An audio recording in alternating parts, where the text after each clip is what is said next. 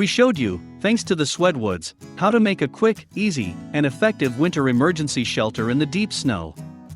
Here's what it's like to live in one such shelter without a sleeping bag or other modern conveniences that many people associate with camping out. It can be done.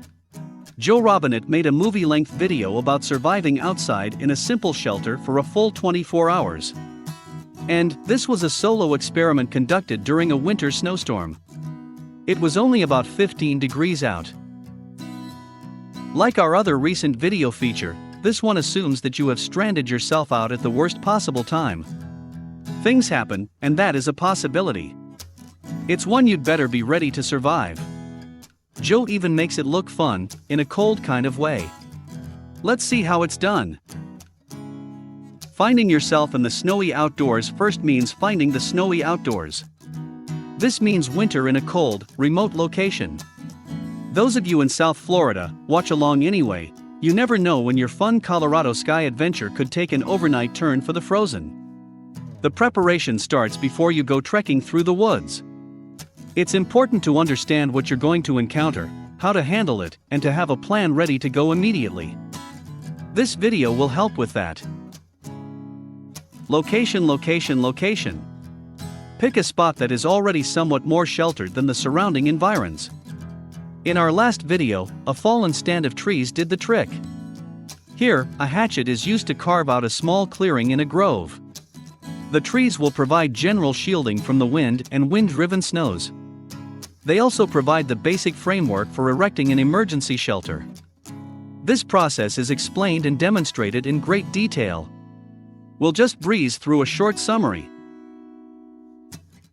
We just covered the many ways to make a shelter with a simple tarp. It's the same here, though expanded into a small camp setup. The green tarp seen above is the rear tent wall under which the happy camper sleeps. Like the trees, it will hold off the cold wind.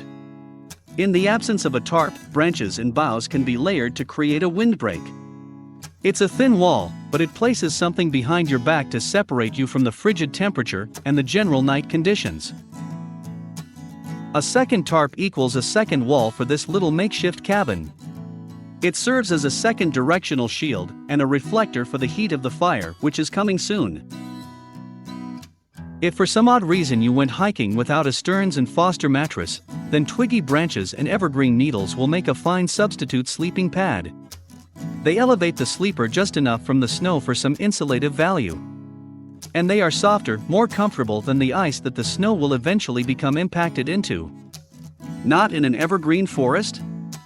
Try leaves or moss or whatever will serve as a barrier between you and the cold ground. The two tarp walls will do a fair job of stopping the wind. Should any blown snow accumulate against their outer sides, it will provide additional insulation. Snow is about generally warmer than the air around it. The fire provides direct heat, and it also reflected off of the tarps, to reverberate back to and around the camper. You know the benefits of fire. It provides heat to stop you from freezing to death. It's light to see in the dark.